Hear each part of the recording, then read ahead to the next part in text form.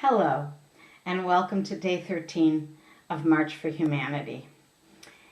After about 5 kilometers this morning of wind and rain and cold, I crested a hill, and in front of me I saw this, which in a language that I cannot pronounce means "in Alfred." So I went in. And I had a beer to restore myself and found out I could get a bed for the night quite affordably. And that gave me time to do quite a bit of video watching and catching up in emails and newsletters. And I'd like to recommend Radio Free Europe, Radio Liberty. It's old.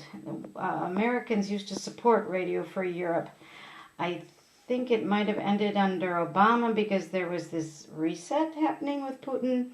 And I know funding got cut for almost everything like that under Trump.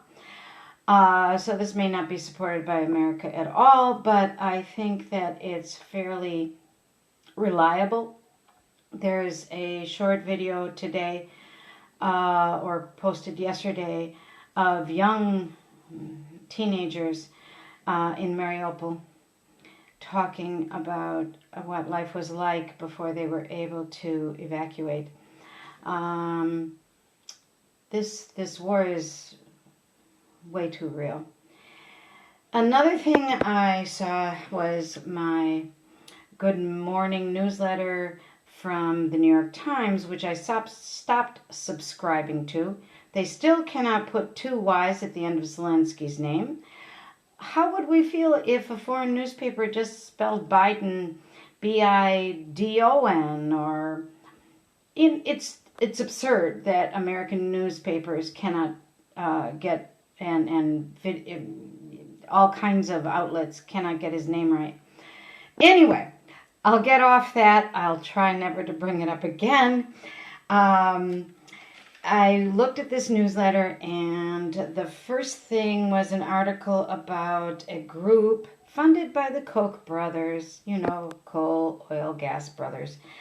It's called Popular Information. Well, you want your information to be popular. And the president of that group said, "The United States can and should do very little for Ukraine. Ukraine simply doesn't matter to America's security or our prosperity." So there you have it. And then below that, it talked about 2 Republican candidates running for office. One in the Senate race in Ohio said, "I don't really care what happens to Ukraine, one way or another." So, why should anyone in Ohio care? What can I say? And then lastly, there was an article, or it says other big stories. Minneapolis police officer shot and killed Amir Lok, a black man, during an apartment raid, will not face criminal charges. The Turkish court moved the trial in the murder of the journalist Jamal Khashoggi to Saudi Arabia. Marvelous.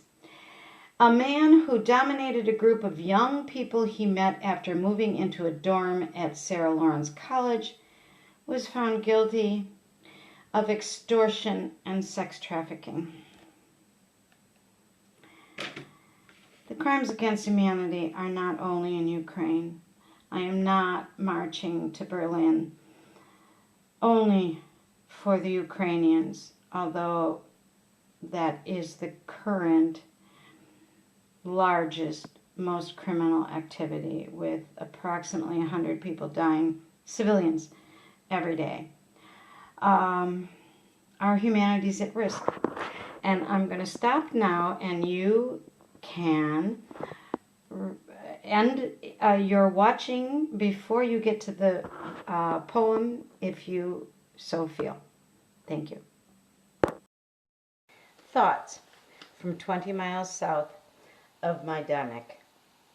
a concentration camp. The Polish, to a person, have been kind and helpful. Their countryside and small villages charming and beautiful. I cannot fault anyone for the weather. It is spring, blessed spring, the season of rebirth. Yet how am I to view the storks returning to their nests, the budding forsythia and hyacinth, the greening fields, and equanimate it with the violence of the war next door? That Putin is the aggressor is universally understood.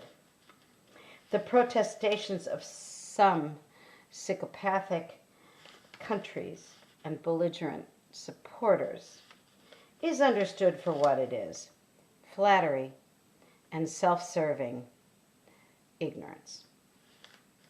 What I cannot accept is the blindness of those who know better. In 1965, in Selma, Alabama, Dr. Martin Luther King Jr. said, "A man dies when he refuses to stand up for that which is right. A man dies when he refuses to stand up for justice. A man dies when he refuses to take a stand for that which is true." In 57 years, the world has changed in irreversible ways. There are improvements, yes, and there are degradations. This half-century has seen enormous shifts and an incredible acceleration of almost everything. Sadly, the miasma of now occludes some of the clarity of the past. Are we able to wield the power of the present to benefit mankind? Or will the humanity in us melt away like sugar in the rain? Thank you.